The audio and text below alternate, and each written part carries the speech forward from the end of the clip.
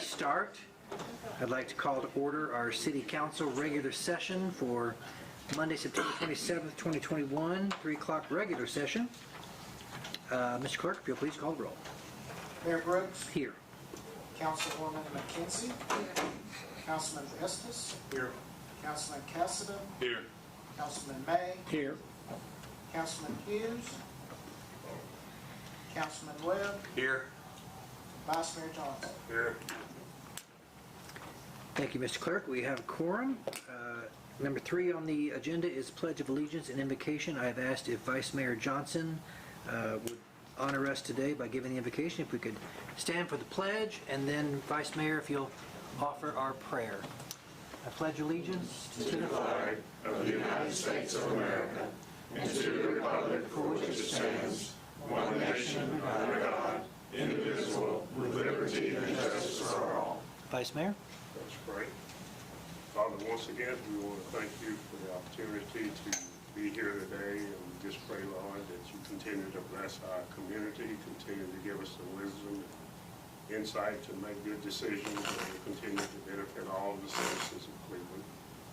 Thank you, dear Heavenly Father, for the leadership that we have, and pray, dear God, that you just continue to be with us and give us understanding and willpower to stand and to do what's right.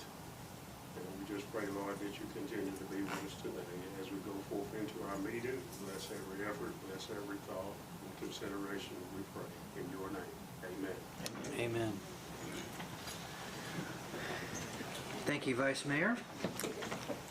That takes us to item number 4 on today's agenda, which is to waive the reading of the minutes from our last regular session, September 13th, 2021. That does require a motion. Mr. Mayor, I move that the City Council of the City of Cleveland waive the reading of the minutes of the regular session of the City Council held on September 13th and approve them as written. Second. That is a proper motion by Vice Mayor Johnson, properly seconded by Councilman May. Are there any changes, corrections, or updates from members of the council? Hearing none, seeing none. Mr. Clerk, please call the roll. Vice Mayor Johnson. Aye. Councilman May. Aye. Councilman Webb. Aye. Councilwoman McKenzie. Aye. Councilman Estes. Aye. Councilman Cassidy. Aye. That carries 6-0. Thank you, Mr. Clerk. That motion passes. It takes us to item number 5 on the agenda. Sorry, Connie, I know that startled you right then. We don't have any special presentations. We took care of that at the work session. But Mrs. Connie Gatland of Art is Here has asked for a few moments under public comments. If you will state your name for the record, although we all know who you are, madam. Thank you very kindly. Connie Gatland, representing Art is Here Partnership. I thank you for your graciousness, Mr. Mayor. I apologize for not getting all the ducks in a row for this presentation. I thank you so much for the joint proclamation by both of our mayors. And I just wanted to say, we are just so glad to be here and be able to share with you some of the progress that we are having every day and every week. It was about a year ago, I think, when I was here the first time to speak, 2 years, here to speak to you first and call your attention to this Art is Here Partnership group. And we're all very excited about what we've been able to accomplish, but we're also a bit daunted by the road ahead. When I was here before, and I keep pointing out all of the blessings of Cleveland, Tennessee. We're a great place to live and raise children and have recreation, and just there's a charm and a spirit about Cleveland, Tennessee that's just not really equaled in other communities. But I've been pointing out to everyone, there's a missing piece of the puzzle. I said this to you early on, and there is a missing piece of the puzzle. And that's what all of these folks and the 50 folks who attended our meeting in June for the Community Arts Plan rollout, there's a missing piece.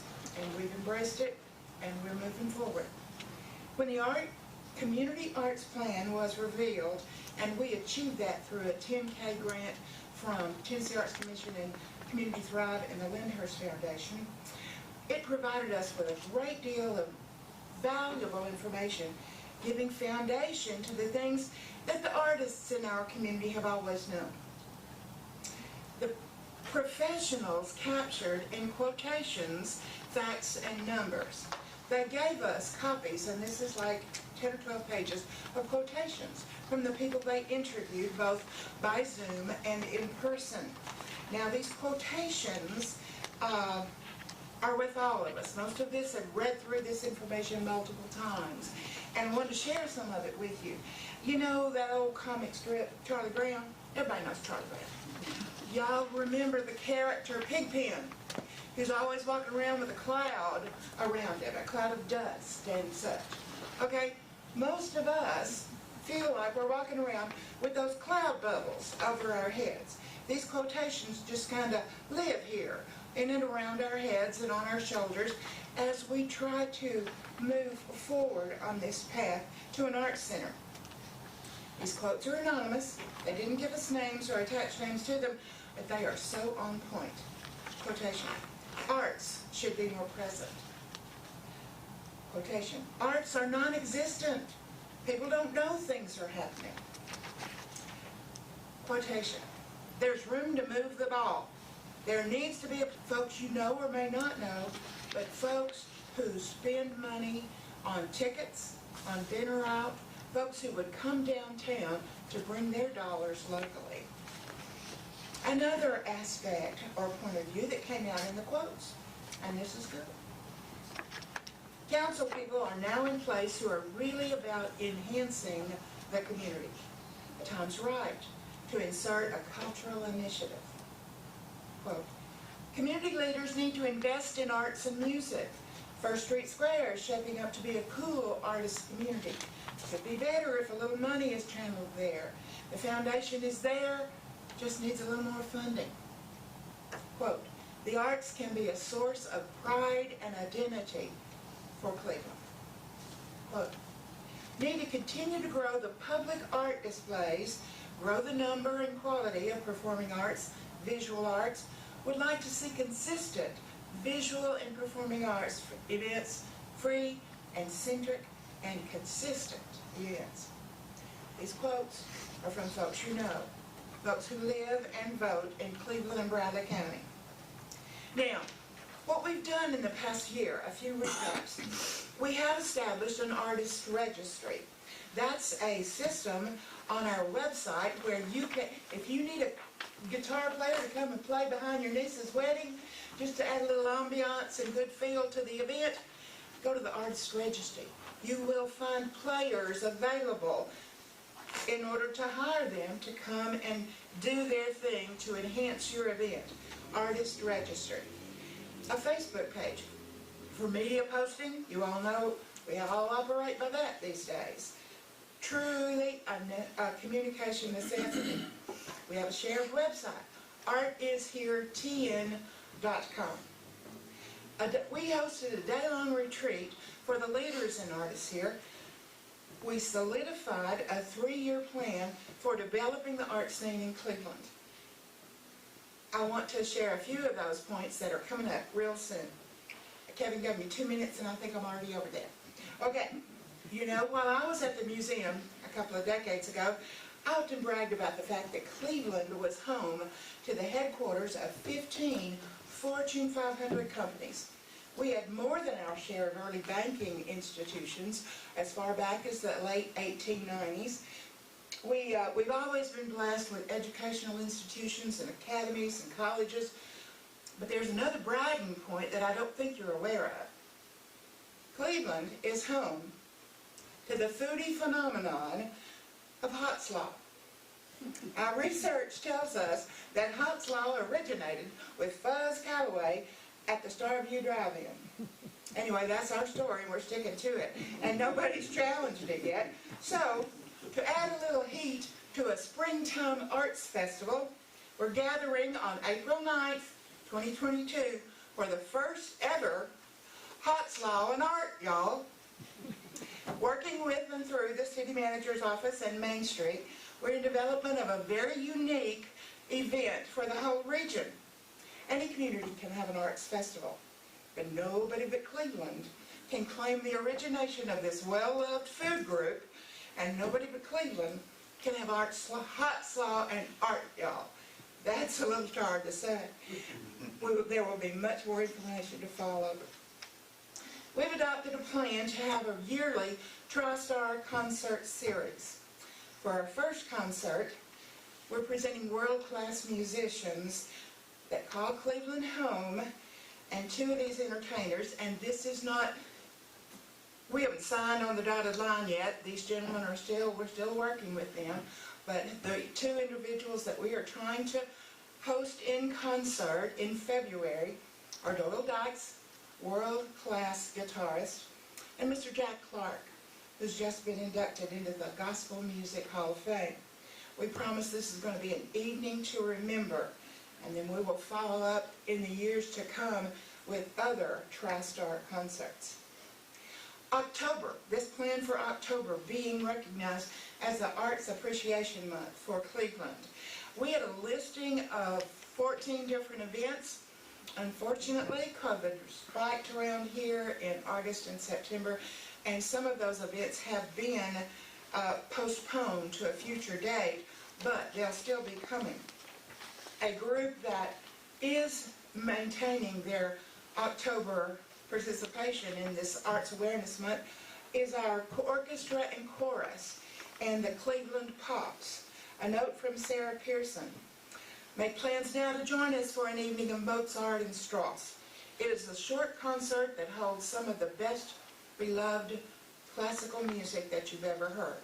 Plus, you'll be able to learn about this crazy music combination. That is October 9th at Cleveland State.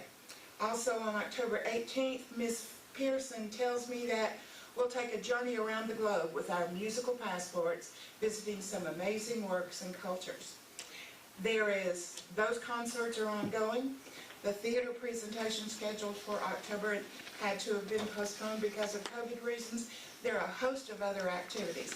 Spirits, Legends, and Lore, which is a storytelling event, is going to happen on the courthouse steps, October 26th. There are a huge number of activities that were originally scheduled.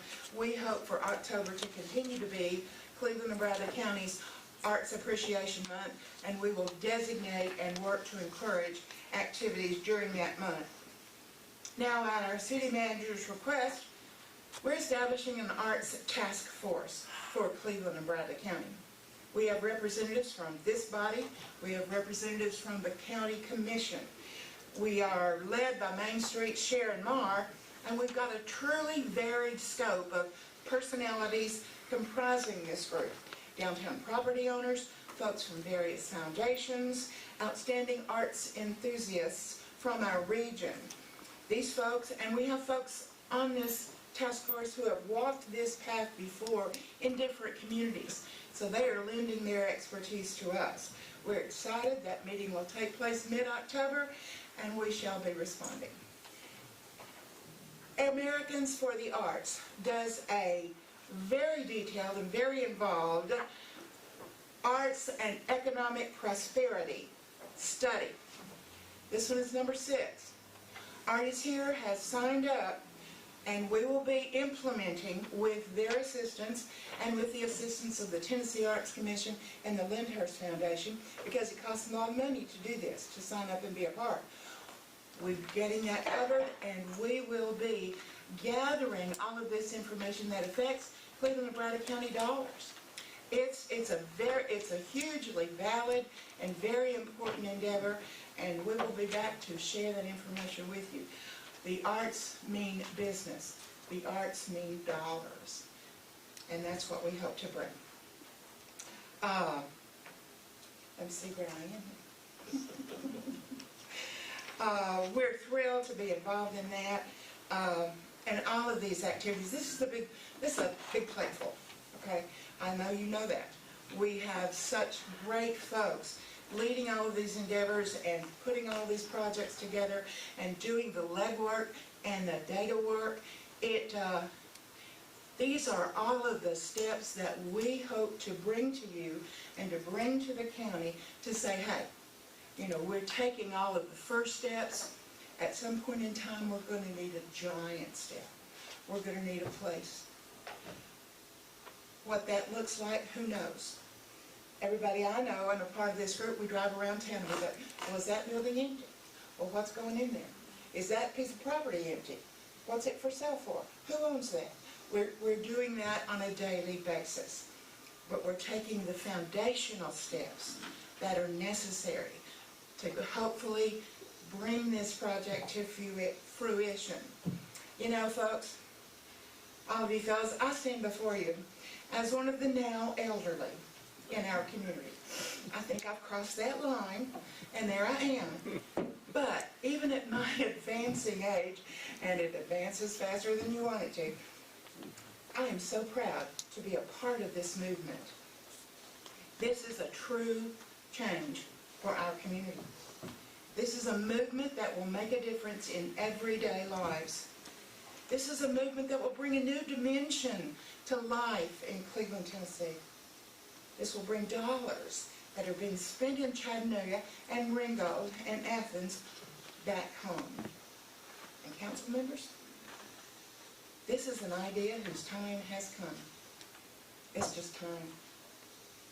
That's my refrain. It's time. I thank you for this time. I want to ask if there are any questions that I might not know the answer to. But we'll address any questions you might have. Any questions from the council? Thank you, Ms. Gatlin. Thank you, Ed Conley.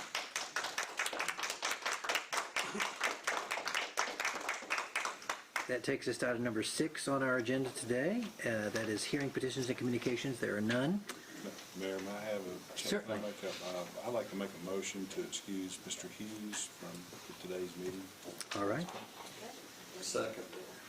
It's proper motion by Councilman Cassidy, properly seconded by Councilman Webb for the excused absence of Councilman Hughes. Does that require a roll call vote, Mr. Clerk?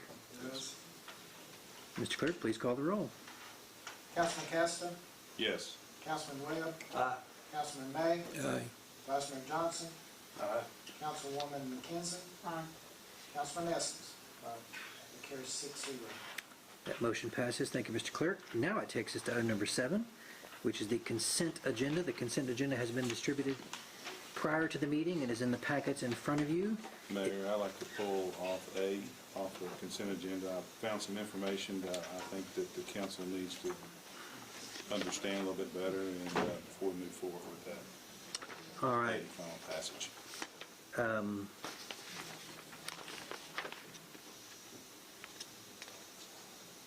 We will be pulling item 7A and placing that. Mr. Clerk, should we place it under new business or does that go into unfinished under 8? Unfinished. Unfinished. You've already approved the law. Second reading, so that will now be under item 8. Unfinished will be the previously noted item 7A, final passage zoning ordinance 21-29.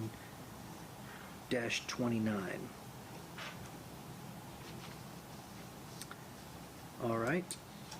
Are there any other comments, questions, or considerations for the one remaining item, Resolution 2021-87, that is on today's consent calendar? If not, that does require a proper motion for the passage of consent. So moved. Second. All right, that is a proper motion by Councilman Webb, and I heard Vice Mayor Avery Johnson will be attributed to the second. Any comments, questions, or concerns about the consent calendar? Mr. Clerk, please call the roll. Councilman Webb, Aye. Vice Mayor Johnson, Aye. Councilman May, Aye. Councilwoman McKenzie, Councilman Estes, Aye. Councilman Caston. Aye. It carries 6-0. That motion passes. Thank you, Mr. Clerk. Takes us to item number 8, which is unfinished business, which we now do have an item, which was formerly item 7A from the consent agenda. That is final passage zoning ordinance 2021-29, rezoning 13.9 acres more or less located Pleasant Grove Church Road southwest from commercial highway zoning district to PUD 31. It passed the Planning Commission, approved 9-0. It's in your packets, council members, on pages 2 through 11. Councilman Cassidy, you requested this to be moved. It is therefore your opportunity to speak. Councilman? Thank you, Mayor. I appreciate it. Mayor, I'd like to have a better understanding, because I've been going to planning commission meetings, and through that process, there've been some debates, and through the debates, it's setbacks and side setbacks, front, back setbacks, and there was a very complex, and the city staff with this PUD that we went through on setbacks to 5 feet. There was another, I think it was another PUD that we were looking at over there off of, where was it at, Joe? Was it over off of Lee Highway? It was yeah. And one piece of property had a setback, but they wanted to change it, was, I think it was 3 foot and 5 foot, 6 foot, something like that. And the PUD had it at 3 foot and 10 foot. And then, to my knowledge, I didn't know what the understanding was for that, but the 3 foot was to tighten it up so they could get the property in there. But the 10 foot side was set because if somebody wanted to do like a pool in the backyard, they'd have the right of way to go back. We currently have a couple of places, my understanding, finding out that setbacks on side setbacks are 5 feet. When somebody puts a fence in, you can't get a piece of equipment back there or a car or whatever it may be, which was concerned to the staff. So it was voted down in the planning commission to not to do that, to keep it the setback like it was, 10 feet and I think 3 feet. Is that correct, Jonathan? 10 feet and 3 feet. Through that process, I want to be more active in what we go through, and we actually got this coming up right now. Actually, is setbacks, and if you look at page 8 in your thing, 7A, it says the minimum requirements of a single detached home, 50 feet. Setback requirement to the PUD, 25 feet on the front property. Side setbacks requires 5 feet.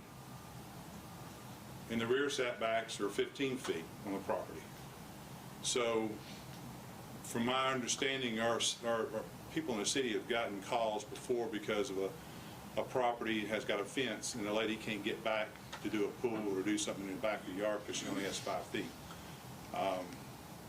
I feel, my personal thing, and I just want you to be aware of it, it's in there 5 feet, and that's not what our standard codes go to, Jonathan, is that right on that, on setbacks, on homes? Not in R1 or in the PUD, you can make them what you want, but Yeah, not in R1, so we're deviating off of that, which is going to somewhat. But I feel like it's important, it's not an addition, I feel like it's important, and Bill, feel free to speak to this, and also, David, you too, you being a builder. But I think it's up to the council too to protect people, as far as the property lines, and they can't see it. They buy the property, and then they get in there and they find out that they can't get back in their backyard. I just wanted to be aware of it. You've got 13.9 acres. It comes out 50 lots in there. It's 0.278 an acre so that's a small piece of property on that part. So I want the thing to go through, but at the same time, I want to bring it to your attention. I cannot support it because of what I've heard city staff debate back and forth, and actually the last planning commission actually disapproved it. Before I give Mr. Fivas the chance to respond, are there any comments or questions from the council to Councilman Cassada about his concerns on item 7A, now 8? I would comment out on the planning commission. Actually, I've looked at a lot of reports and a lot of reports coming from the planning commission. Very seldom do I ever see a report that says they got a unanimous vote. They got 9 votes that said that they approved this. Most times, they don't even have that many members. Sometimes it'd be 6 and 3 or odd, but 9 people on the planning commission voted to approve this. So I just wonder, what's the problem? But I appreciate everything that you said, because it does bring up something that I don't even think they even consider. Yeah. Well, I don't know, but there again, it was ruled down by the planning commission on the cluster home not to do that. Okay, they ruled it out. They didn't want to do it, but yet here we are in a process, and I apologize. I'm part of it because I told myself I paid better attention to these PUDs as coming through because the setbacks, like we've got over there at Paul Huff and Mouse Creek, where we got from 5 feet, 20 feet setback, and they turned the building to 5 feet to get that setback, and that's right on the road. You know, there's a lot of things going on, and I told myself I'm going to be more active in listening to what the Planning Commission and PUDs and what we do as a reflection to our community and the people that we serve. I just think that, you know, to me it's like trying to build a road 8 foot wide when the state requires you to have it 10 foot, you know, because of safety issues. You can do it as 5 and 5, but somebody puts a fence in, if you get permission, from my understanding, you can go another 5 foot. But if I got a lawn, and if I got water service, and if I got a sprinkler service, I'm not letting anybody drive a tractor or something on my yard. Is there a development? Yeah, and that development. Yeah, if my neighbor says, I want, you know, can I bring something back, I'll say no. I've got a nice yard. Mr. Johnson, you got a nice yard. You got a water system in and stuff, and you know, you don't want trucks and stuff running all over it. So I just want to bring to the attention of the council, and however we go with it is fine, but I cannot support it. Any other comments or questions from the council? Mr. Fivas, you're recognized. Oh, sorry. Can I ask a point of Councilman clarification? Mr. Fivas first. Jonathan, our last council meeting, let me say this correctly, our last planning commission meeting, Councilman Cassidy is referring to, that was about the King's Den area, was it not? And Mr. Sheehan's. It was not about this. No. Okay. So, keeping it apples to apples. The All right. difference It's a Matt, okay, go ahead. Go ahead. they're different, all right? So, to my colleagues, I like being on the planning commission. It's crazy. It's the Wild West.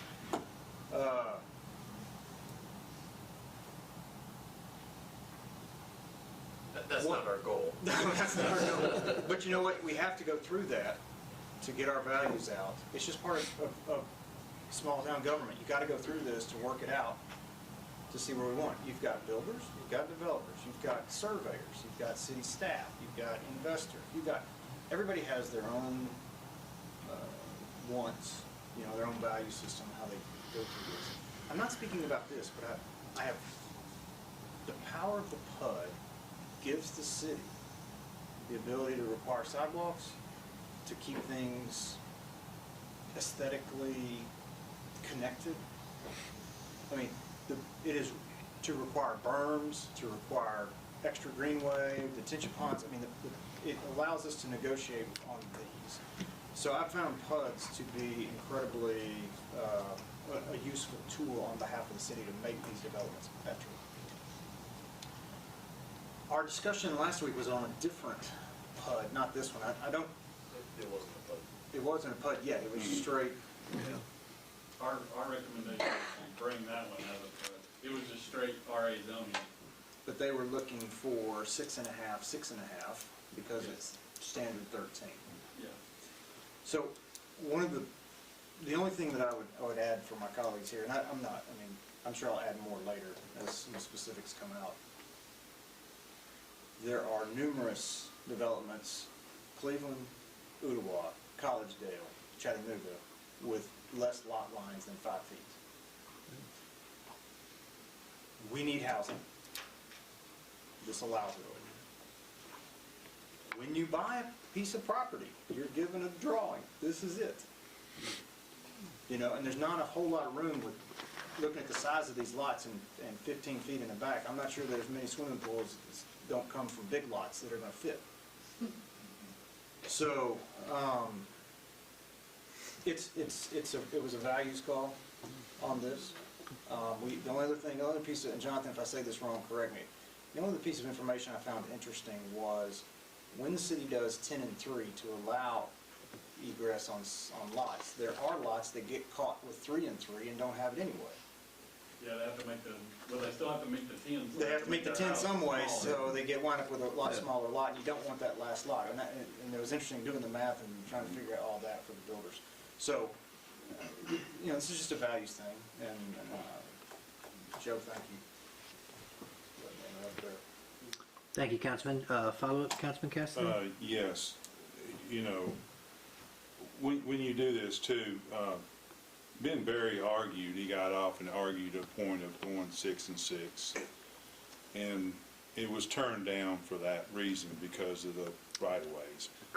When you do that, when he argued it, he set a precedent. He said there was a couple other neighborhoods that had, he was referring to one other person. So my concern is precedents that we set here.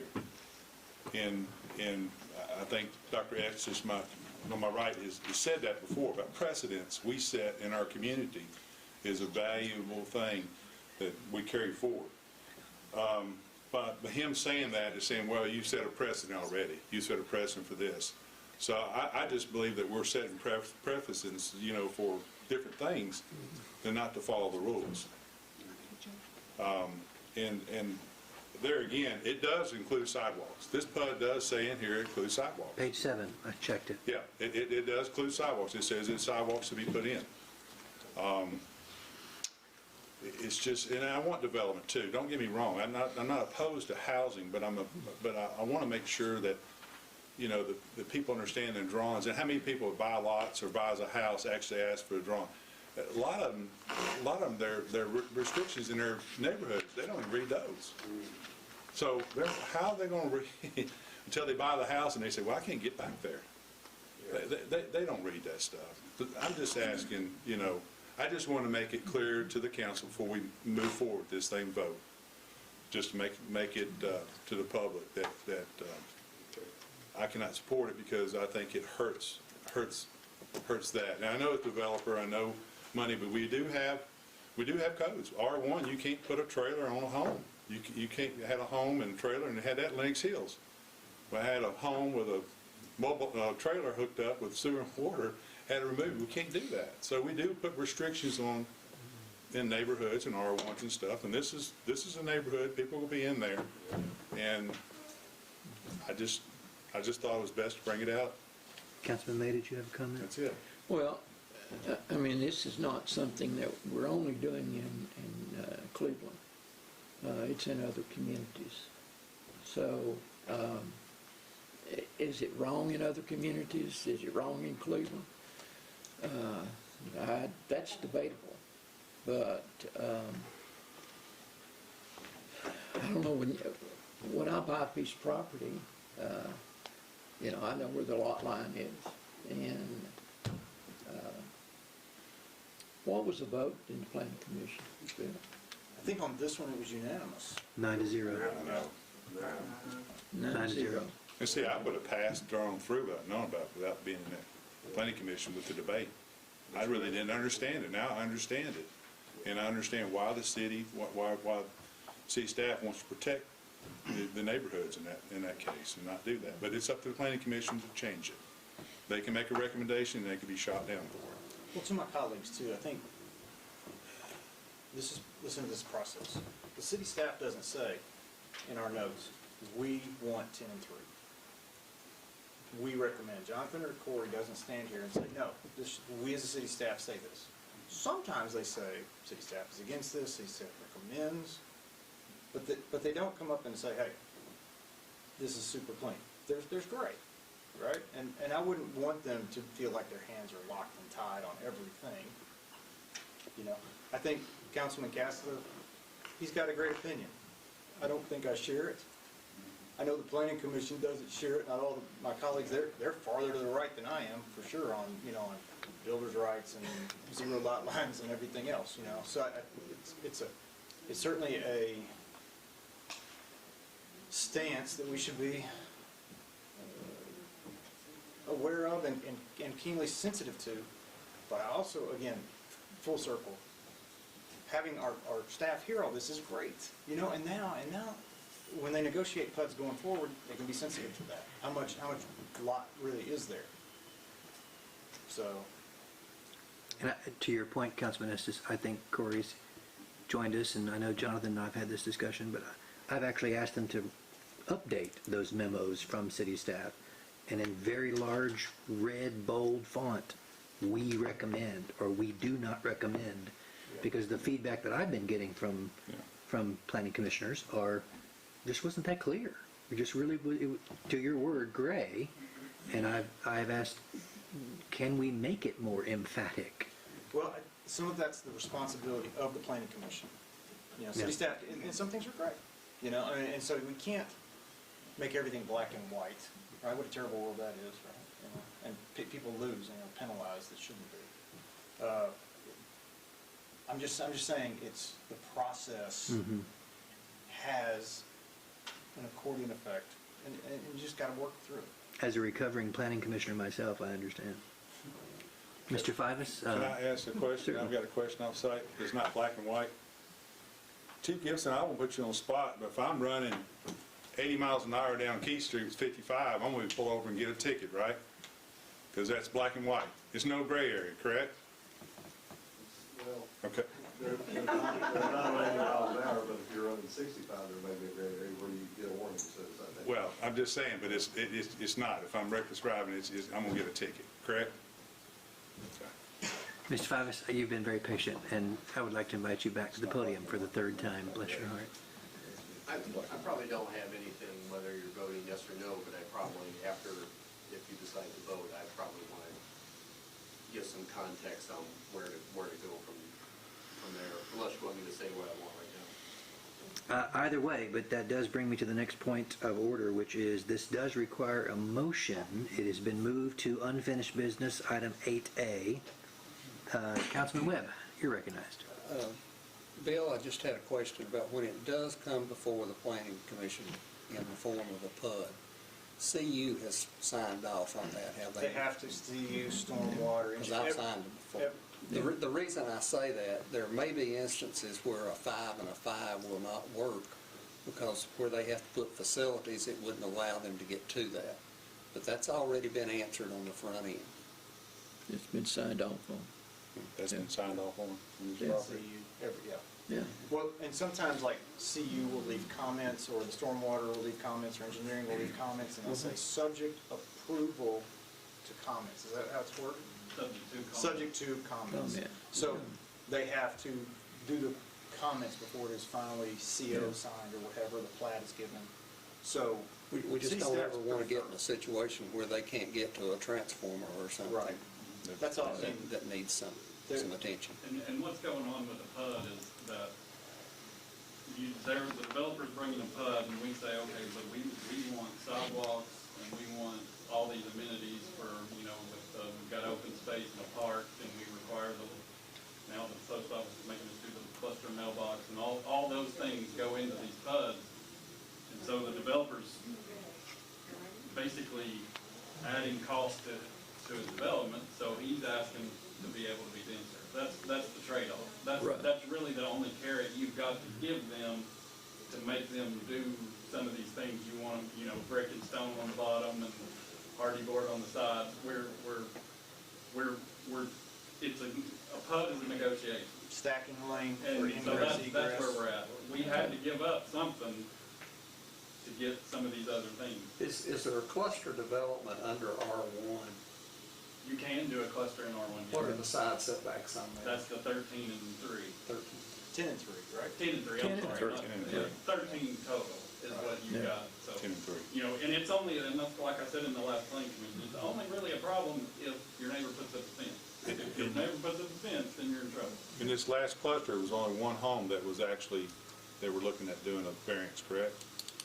In the One last- corner property? No, they wanted it in the entire subdivision. The planning commission is allowed to do one property. They can Right. variance it because of the they can change setbacks on a single lot because of topographical hardship or something Yeah. like that.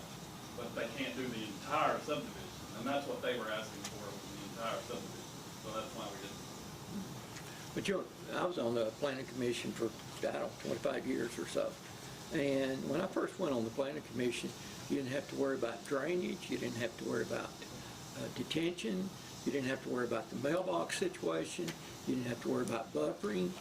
And now it is very tough on a developer to take a piece of property and make it work as far as profit. And if they're not making a profit, they're not going to develop. So they do what they're going to. Yeah. And apparently these smaller setbacks are not keeping people from buying them either. No, and we're not the only community, you know. I It think creates a very different community, Ken, than say your neighborhood, where you're farther apart with no sidewalks. Yeah. It's a very different vibe, Sure it is. Yeah. but it's a healthy one. We've had some healthy discussion about the healthy vibe.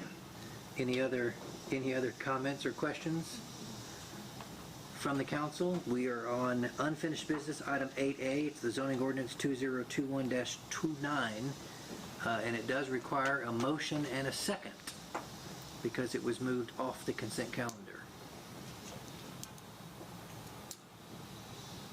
I'll make the motion. Second. So that is a proper motion by Councilman Webb, properly seconded by Councilman May. Proper motion, properly seconded. This does have one final opportunity for comments or questions. I want to know, clarification. Certainly. Staying with the original, that's what we're voting on, the original. That is correct. Yes. We're not voting to change it. That is correct. As stated under item 7, it has just simply been moved to item 8. Size has to be 5 feet. Which was approved earlier on first reading. Yeah, same as we approved them. And this is the second reading of the same Yeah. ordinance. All right, all hearts and minds clear? Yeah. Proper motion by Webb, seconded by May. Mr. Clerk, please call the roll. Councilman Webb, Aye. Councilman May, Aye. Vice Mayor Johnson, Councilwoman McKenzie, Aye. Councilman Estes, All right. Councilman Cassidy. No. That carries 5-1. Mr. Fivas? Thank you, Mr. Clerk. That motion passes. Mr. Fivas, you're recognized. Yes, thank you. I think that was a good conversation. A couple things, and I think you hit on some of these notes and hopefully have kind of an update or a solution. Is I think that what Jonathan said was correct, is the one that Mr. Casta was at, it was the RA cluster there, and that you have no, the city staff has no flexibility, the developer has no flexibility, this is what it is, and it has to be like that. On this particular neighborhood, and I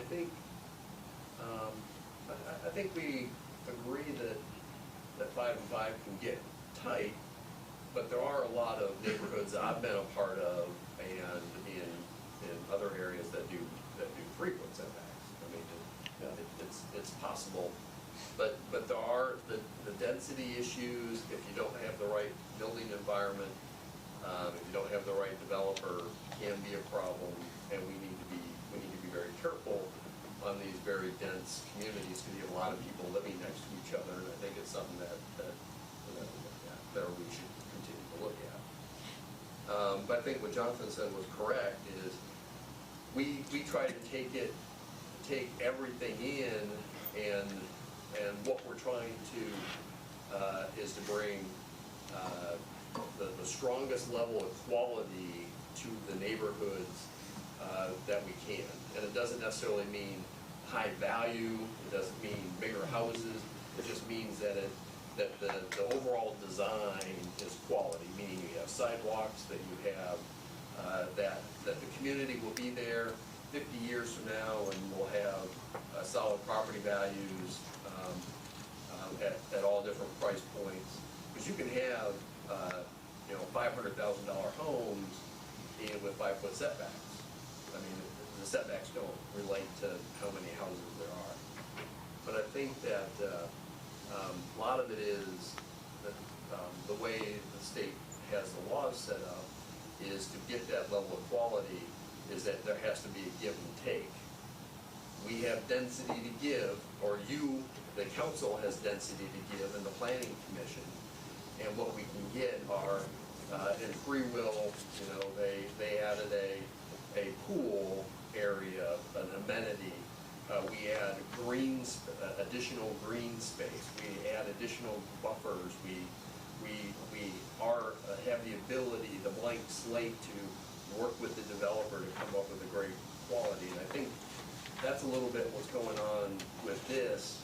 What Tom's talking about is, we do have concern is that there are some neighborhoods that don't have enough egress on the side of the house to get back. And I think the planning commission, if I'm correct, Councilman Estes, is that we're going to continue to look at that issue? Yeah, my take is that this seems to be a very active Yeah. group that's asking for the city to come back with. Yeah. So it's an ongoing conversation, and I think Councilman Casta is correct raising it, because we have to be very careful when we get into these denser neighborhoods to make sure we have an overall quality product that 50 years from now, those houses are gonna be there, and we're gonna say, well, that was really well done, and all that stuff. So I say that it was, I appreciated hearing that conversation. I think staff clearly heard it, and we're going to be talking to the planning commission some more about how to deal with the issues of the setback issues. Thank you, Mr. Fivas. Mayor, again, I Councilman. am not against development of property. I understand the piece of the property, how dense it's got to be in order to make a profit, to put housing on there because of the cost of materials going up and these things. So therefore, I want to make sure it's clear on the record that I'm not against developing neighborhoods, okay?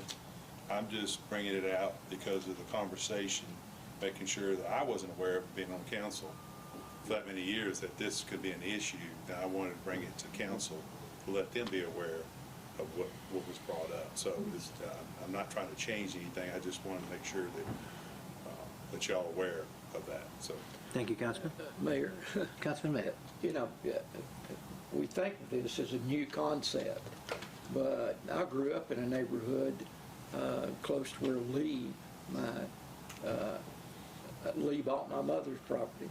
And it was little cottage homes, and we had roughly that side, and some of them had less, Yeah. you know, and we survived. You know. but we're going back to that. Well, I think so. We're going Yeah. back to that. Yeah. So it circles around. Yeah. David, it's interesting that you mentioned that. I was through a neighborhood somewhere the other day that was an older neighborhood, and I thought then, well, wait a minute, this isn't a new concept. Look how close these houses I know. are. Yeah. You could just get out and look. But when you bring up zero setbacks, that really scares me. Zero setbacks really do scare me on that part. When you start talking, Chattanooga, one of the planning commissioners brought that up, Chattanooga's zero set.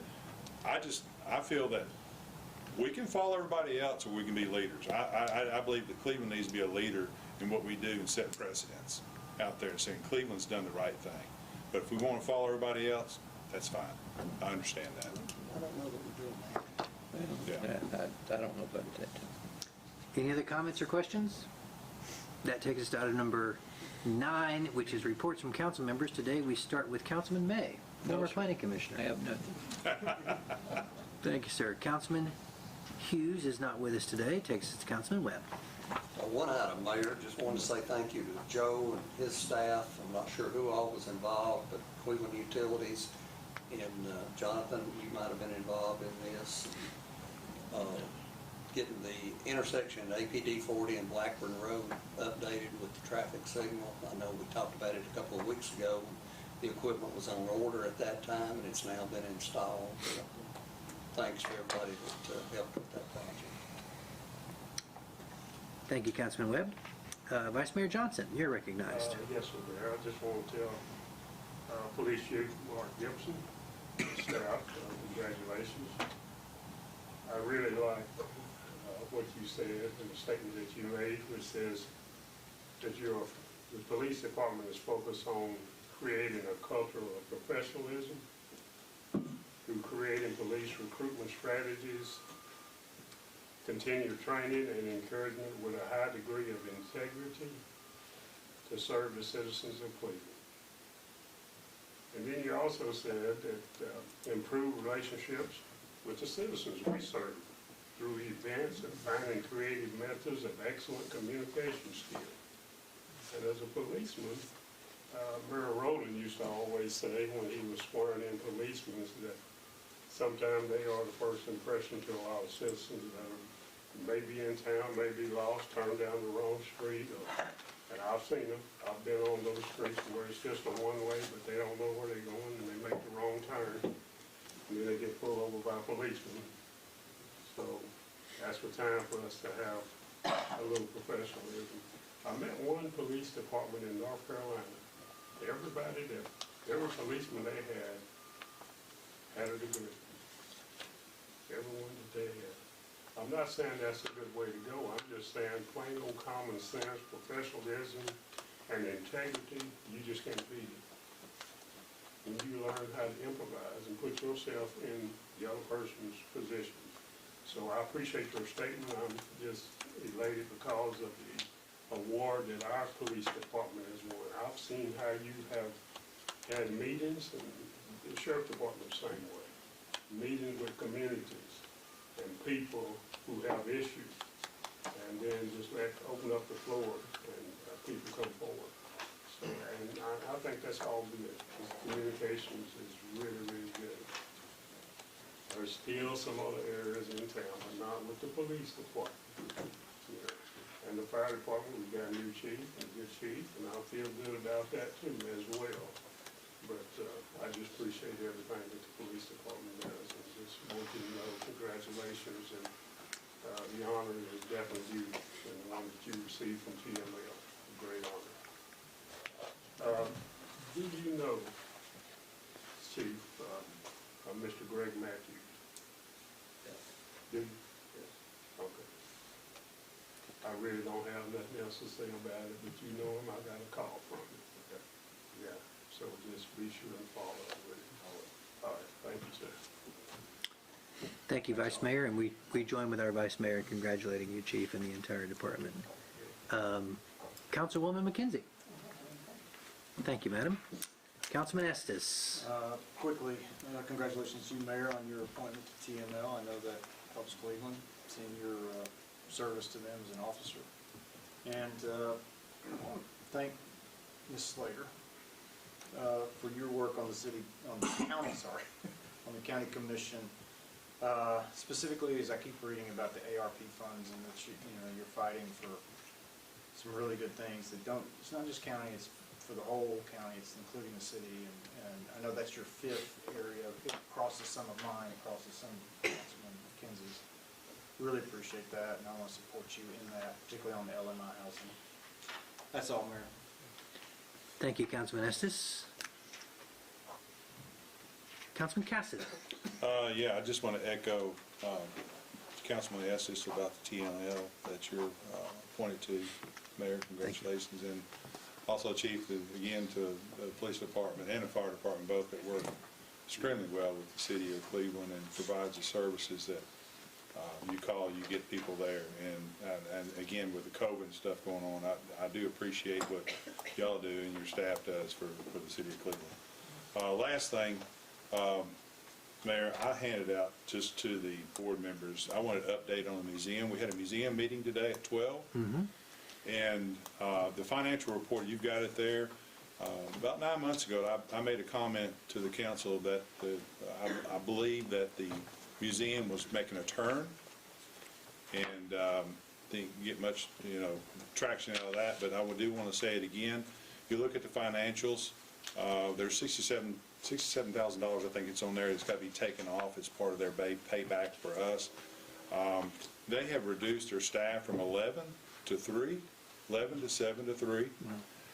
They're being more profitable. They have money in the bank now, and they used to have only 3 events. Like Together was the biggest event, and they had a couple others. Now they have one about every month, and some every week. They have different events. So they're moving the needle forward, and the museum is doing the right things, I believe, at this point, to make it successful in our community, to where they can stand on their own. So I want to thank Lucy Reimer and also Hank Matheny. Matheny. McKenzie, Hank on that part, and the board too, for working together to move the museum in a spot where it's a lot stronger at this point in time that we look at. So that's it, Mayor. Thank you. Thank you, Councilman. I, as a member of the council, would also like to just say thank you to my colleagues for the kind words about the TML, But Chief, it was wonderful to see you and your department recognized with the Award of Excellence. But my biggest highlight was to be the guy who was there to replace Tom Rowland. And it was so funny and enjoyable, actually, to spend 3 or 4 days surrounded by the memory of Mayor Emeritus Rowland. And he's not called Mayor Emeritus in TML circles. They actually call him the Legend, which he enjoys immensely. And it was wonderful to be down there for Sunday and Monday. I understand a number of our colleagues were there attending classes, so earning CTE hours. So it was educational, it was informative, our police department was honored. So it was a wonderful opportunity for the city of Cleveland to be involved in Chattanooga. It was very close to be able to be a part of multiple days of that event. And I just wanted to thank my colleagues for their kind words. In addition, TDEC announced 2 very important grants that were awarded to the city of Cleveland, in the city of Cleveland. One is to the developer of the Sanda Hosiery building downtown. That is a $300,000 TDEC grant, which will go a long way to the redevelopment of that historic building. And then the second one was a $65,000 grant to the developers and the builders of the Philhour House, also a beautiful historic building right on the courthouse square. And I think it's very important that we acknowledge this. These were highly competitive grants, and it's my understanding, I asked Joe earlier if he could verify it for me, City of Cleveland was the only city that got 2. That there were multiple cities awarded multiple grants, and so Tim, we're trying to verify that so we can trust but verify. I think Cleveland was the only city that got 2. I think that's what we understand also. So those 2 brief comments from the mayor. Thanks for that indulgence of that. Takes us to item number 10 on the agenda, which is new business and ordinances. And Mr. Fivas, I understand you're going to walk us through a couple of these first, and then there's a resolution to conclude. Yes, thank you, Mr. Mayor and City Council. We covered several of these items in our work session. You know, we talked about the census recount and the redistricting challenges that we have. And we talked about the pending tax appeals. And then we talked briefly about the American Rescue Plan. The one item I did not mention was housing, is that a lot of the new rules that are percolating out open up a lot of opportunities for affordable housing, and that opens up opportunities to take blighted properties and put a fraction of money and turn them into productive properties in all kinds of ways. And it's kind of interesting to see what some of the ideas. We went to a symposium to hear what all the other communities were doing in our region, and a lot of them were doing those types of activities. So it's exciting as we get through some of the options. I think some of these things can be really change our community. And then we can talk a few minutes about the salary survey and authorized positions. In front of you, you have a memo, you have authorized positions, you have a compensation study, you have all the materials, and distributed them before. Very briefly, we'll go through what this is and what it is not. Every year, we look at salaries. The council for the last 8 years has given 3.5% increases for all of our city employees, and that's outstanding. I think that one of the reasons that the last time we had a study, it was just the opposite. The council went a number of years, and I was not here, of course, where you were giving some bonuses and you were giving some no increases during the Great Recession time. You know, it was a different time, certainly. And then I think the council really made some decisions and saying, we're going to stick with our salary survey, and this really bears the fruit of making those decisions consistently every year and making us competitive in the market. You know, we have some firefighter positions that we're doing our recruiting. We have 120 applications for 7 or 8 positions, Chief, 8 positions. So we're very, you know, a lot of public agencies look at our benefits and our retirement as a huge opportunity. The police have been very successful. You know, you get the opportunity when Chief Gibson and the mayor come up and read their credentials, is that we do an outstanding job of recruitment. And that is not the same as in a lot of other communities. You know, we have something special here. The council deserves a lot of credit for having, sticking with the benefit packages, sticking with the leadership, sticking with the technology and the funding, because all of that makes a difference. Then, and as a caveat, we posted a public service worker position a few weeks ago, and we had 1 application. And right now, and I'm going to get into the details in a moment, but I think that typifies where we're at. Is we're not, you know, when you can go down to Wendy's and see the sign that you're making X number of dollars, and for what the compensation is that we have is that it was an area that we needed to improve, and this study, I think, put a finger right on what our issues were as far as creating a market. They bring in, you know, we don't have to be the highest paying organization, but we have to make sure that we're competitive in the market, that we get our fair share of the very quality employees, which we historically, of course, don't. So, very briefly, you know, it's our personnel policy to do this every 5 years. We're not going to do it every 5 years. We need to do it much more than that, and we're going to be consistent in looking at the data to bring back information.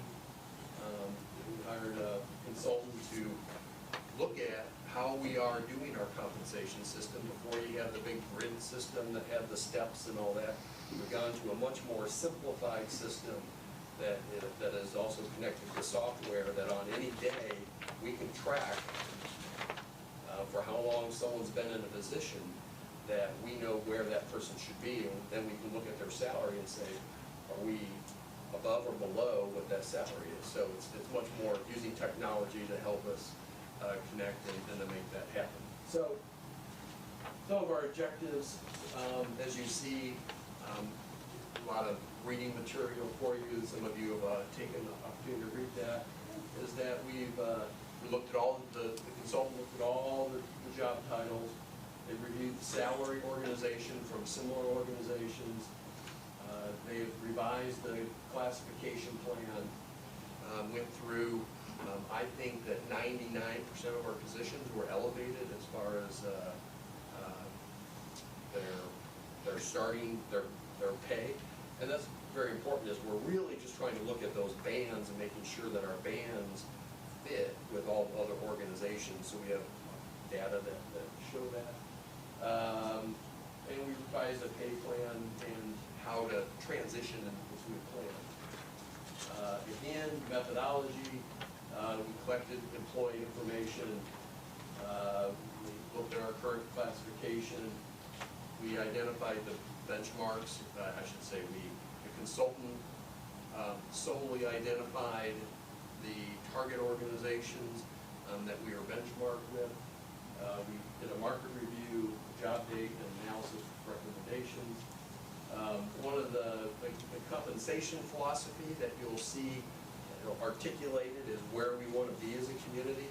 Is we want to continue to have very strong benefits. We think that that is a tool that retains the best talent that we have, not only in our workforce, but in this whole area. And that, you know, every day as someone that works with managers of our folks, and you know many of them, is we have some really fantastic people that love coming to work. And I think that that really helps having those benefits to make sure that we retain them. And same thing with our strong retirement packages. You know, there's some organizations, going back to one, on the benefits that, you know, that it's $900 a month or so for family benefits. And it's also affordable for families to make a good living and be here. Same thing with retirement benefits, competitive pay. Our goal is not to be the highest paid organization, but we want to be, what this study represents is that we want to be, you know, on the plus side of average significantly. And then we want to have a continual and consistent implementation of the pay program. And then we just talked about some policy recommendations. It's in depth, you know, how does an employee, if they get promoted from a police sergeant to a police lieutenant, what's that pay? In this study, it's a straight 5% increase, and just I think the whole pay plan that we had before was very complicated and it was difficult to kind of follow. This is much more straightforward, a little bit more flexibility, and I think it will serve us well. Reclassification policies are included, promotion policies, temporary assignments, hiring practices. Some of the key findings that our compensation framework needed to be updated, as I said, it was this complex grid system that was probably a little out of date, and now I think we are where we need to be. One of the findings is that after the council gave a 3.5% step increases consistently, that it helped. It helped us. And what we found is, because of that, some of our employees that are on have higher salaries, they got the benefit of those 3.5, whereas what the study bore out is those people at the bottom that are just either just starting out or whatever, they didn't move along as fast enough as what they should have. And so what this study does is, if we haven't moved them along, it makes that correction to get them to exactly what day and what salary they should be up to. One key point, and I've had this question from department heads, does this compensation thing get the council out of making salary increases on your annual budget? And no, it doesn't. There's a lot of people when you get into compensation studies that's what you do. The council will offer the opportunity for COLAs and merit pay and some of these other opportunities. And what the compensation study is just correcting where the market is or where it's not. So there's variation. But coming next spring, when we're looking at the budget, we'll probably have some formula of a COLA or some type of merit increase. We'll give different options to the council. We want to still be around that 3.5% because it paid dividends for us. You know, obviously depends on the financial situation at the city, which I think we're very proud of where we're at right now. But it does not. We will still continue. Employees will still have that opportunity every July 1st, at least to have an increase if the council agrees and the financial situation rises. With the approval of the documents that you've seen, we will immediately implement any changes, and we'll start the new system immediately upon approval. And we're also recommending, we wanted to have this done in July, just trying to get it right, and so we would recommend retroactivity back to July 1st, so that no one would have the benefit of us making sure that we, or may get the full benefit of this fiscal year. One thing that we would like the council to consider with this motion, and as part of the resolution that you have, some of the, as we talked about the ARP and some of the other COVID funds that we've gotten, but probably the ARP, gives the ability that essential employees can get an increase. I think that this is the right time to give consideration to a lot of our city employees that put themselves in harm's way. Whether you're, no matter what you're doing, is it for the council to consider of giving a bonus for $1,000 for each full-time employee of the city when we get that ARP money, and we hope to be able to get that before the holidays and to get that out. And I think that it would be a good gesture, and I would recommend that. Thank you, Mr. Fivas. So that takes us to the action necessary. The resolution that City Manager Fivas referred to is on your desk. It is Resolution 2021-88. It does encompass the entire presentation and comments from Mr. Fivas. Did a great job summarizing this resolution for us. It does include authorized employees by fund, department and classification, and Section 1, and then Section 2, retroactively implemented July 1, as well as authorizing city employees to implement a one-time $1,000 COVID bonus for each full-time employee as of October 1st. Mr. Webb, you're recognized. First, I want to say I really like this market value approach. I've always been an advocate of compensating employees based upon what the market was for the job that they're doing. I think this is really good.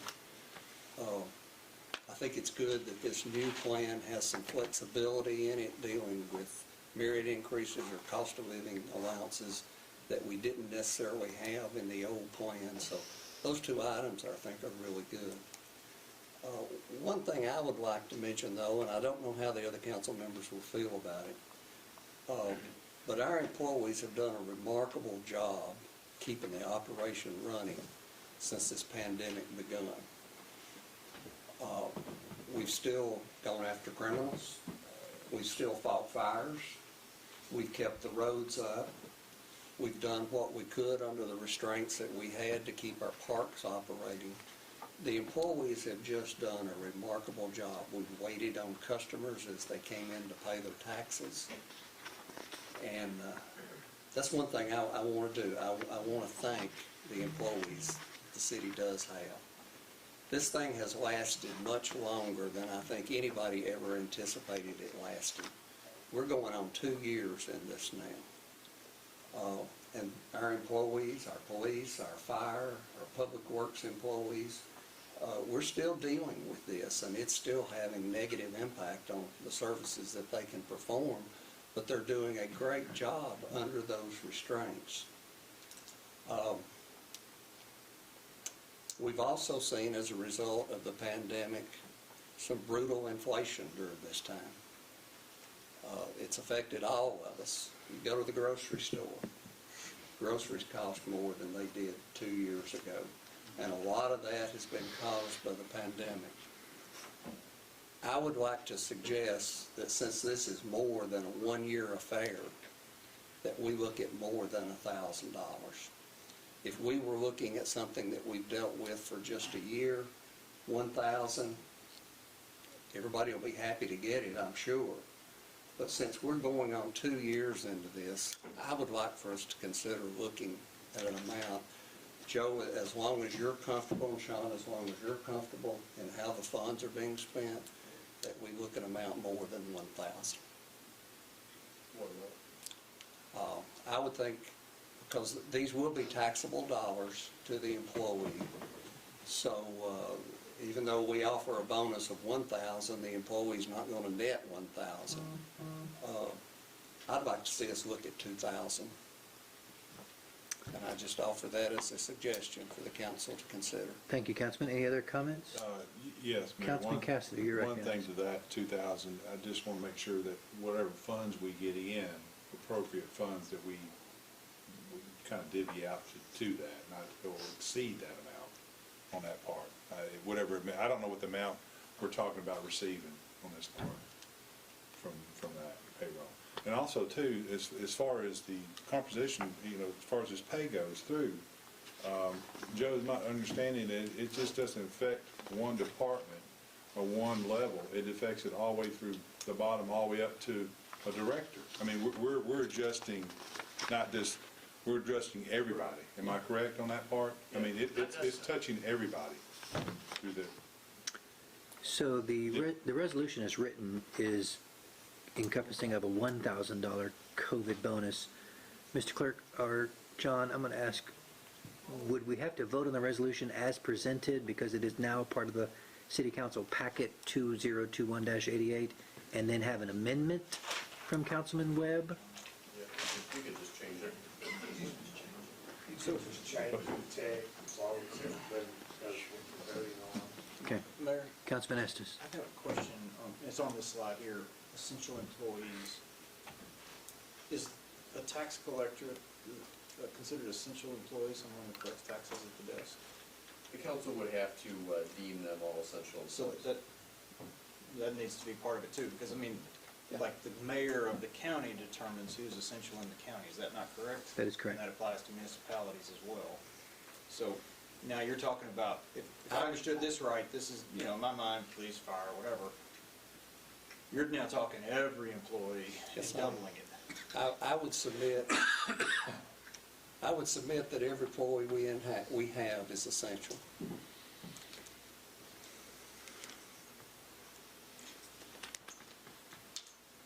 All right, we've heard comments from Councilman Webb, Cassida, and Estes. Any comments from any other? Mayor, Joe, you were going to explain to what I was talking about. It affects all levels through that, correct? I mean, everybody. There's a new pay plan, and you have a pay range. Yeah. And I don't want to say 100%, but 99% of all the pay ranges went up. Sometimes, depends how long you've been in that position, there's some people that would get a small adjustment and some people would get no adjustment. But all the pay ranges went up, which would allow to continue to move out further. There's been a request or suggestion by Councilman Webb to change the $1,000 COVID bonus to $2,000. Do we have consensus on the council for that change? John, do we have, if you don't mind, Mayor John, we have funds for that? I mean, to make Yeah, that the plan adjustment? is to use the I don't have a problem. portion of the money that's coming from the Fed, which is an allowable use under their, Yeah, I'm just making sure we got Regardless of the nothing. amount, that's where the funds come from. that's where the funds are coming from. Currently, that is estimated to be $9.7 million would be the city's portion of that.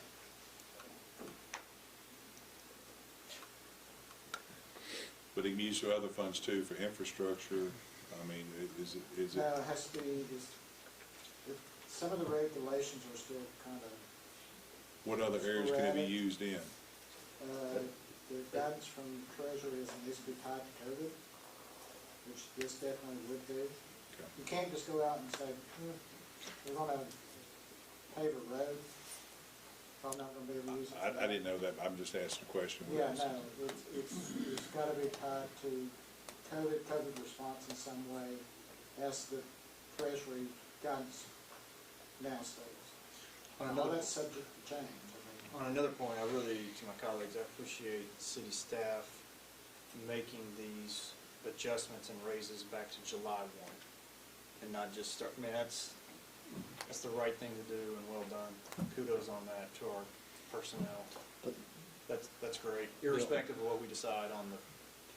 the whole plan is well Yeah, done, but- yeah, and Joe, I appreciate you really taking a long time with me, walking me through it. Yeah, I feel the same way, top to bottom, I feel, and particularly the bottom, right? Yeah.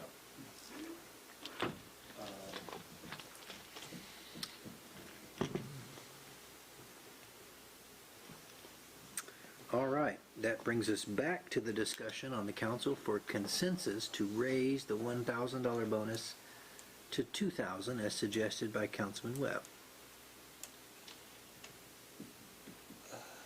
Would a motion be appropriate to approve the resolution amended to a $2,000 bonus from the currently written $1,000 bonus? That is a proper motion. I would, if I understand what you're asking for, you better define essential. Because we have to define essential. You can't just change what. Can that be added to the resolution? Well, wait. If you make that motion. Yeah.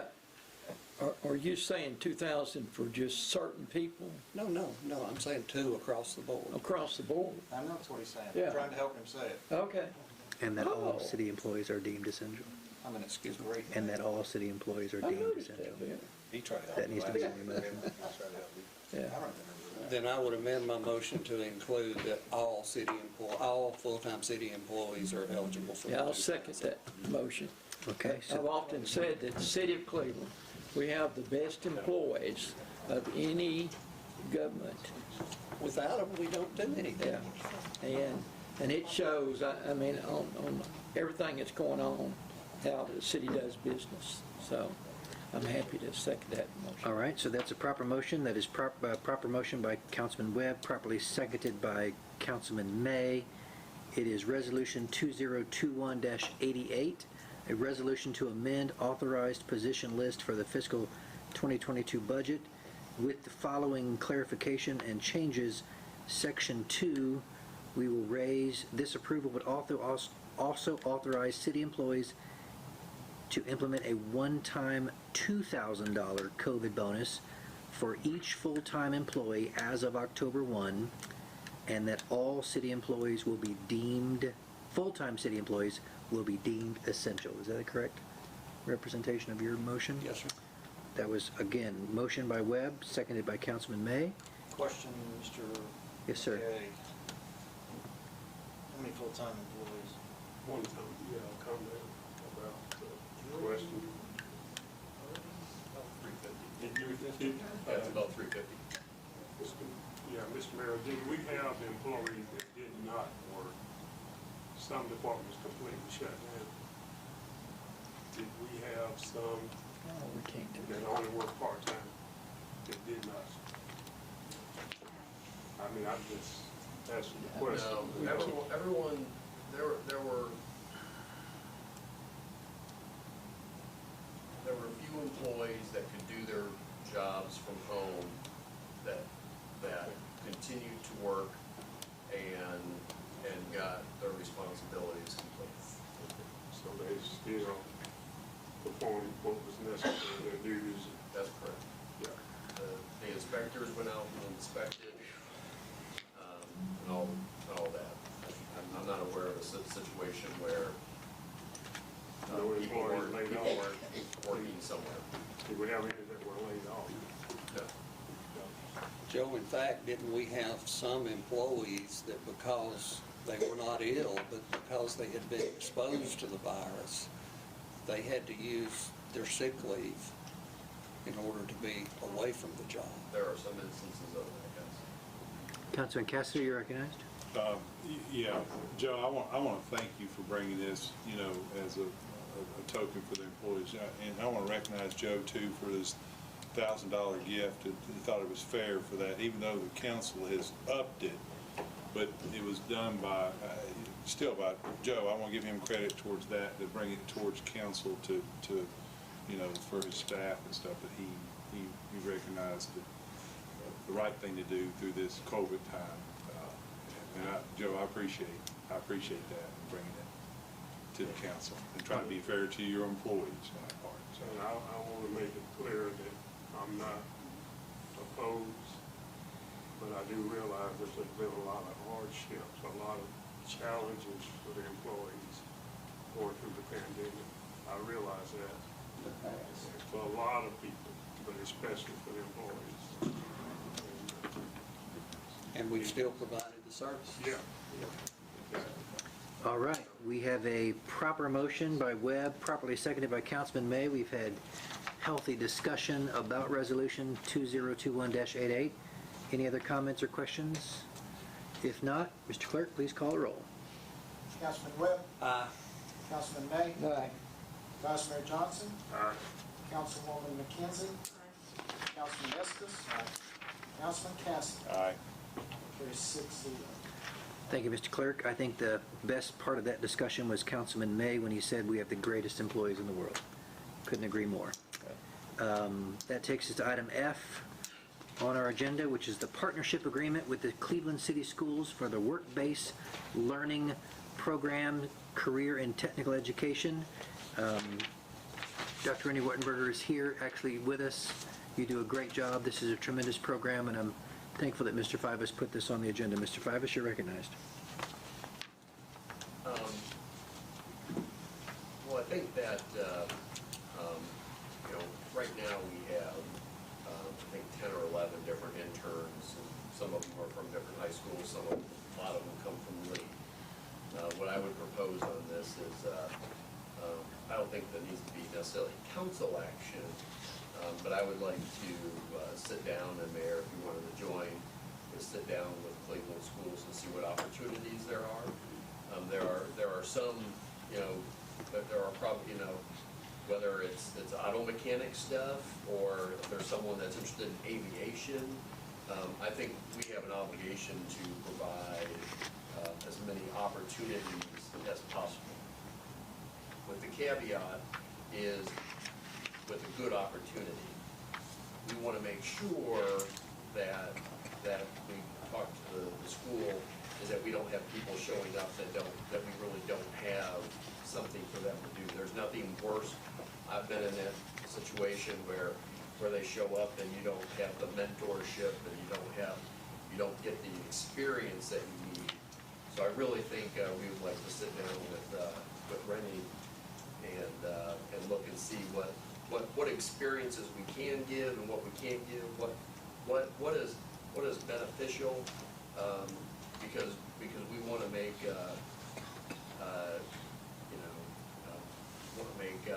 an impact in some of our young students' lives, and we don't want to have a negative impact that you go and you're assigned to the accounting department and they don't have anything for a junior in high school to really work on, because it needs to be tailored towards certain students with certain programs, with certain aspirations, and I think that would be the next step in that, is sit down with Rennie and the school, and Mayor, if you want to be involved in that, or if anyone else wants to be involved in that, is I think we have an obligation. It's one of our civic obligations to provide these opportunities, which and I already stated it, but I wanted to say it twice, is that we already have 11 interns or experiences that we give right now. I think the police department, Mark, don't you have 5 interns in our criminal justice program for Lee University? So there's a lot. We're all in on the civic opportunities. It's just a matter of finding the right fit. Okay. Any comments or questions from the council? Mayor, I was just going to say, if you've never been out to Cleveland High School and taken a tour and observed the work of this program out there, you need to go do it, because it's quite impressive what the staff and the students are doing out there. So, thank you. Anything you want to say? We appreciate the opportunity to give us. We're not trying to steamroll any other organization. We're just trying to fill a pipeline with employees as our community grows, for business and industry move in. We have a skill set sitting right here on our campuses, whether that be post-secondary or secondary. Great. All right, my notes here indicate that there was a motion for that, but you're saying no action necessary. Well, that's up to the council. If there's a motion, there's a motion. I think, we're glad to sit down with Rennie and have a conversation and see what individual fits that we can find and provide experiences. But it's up to y'all if you want to have a motion or not. All right, council, ready for the next item? We'll wait to hear back from you, Mr. Fivas, on that. Takes us to item number 11, which are announcements. I have 3. City offices will be closed Monday, October 11th, 2021, in observance of Columbus Day.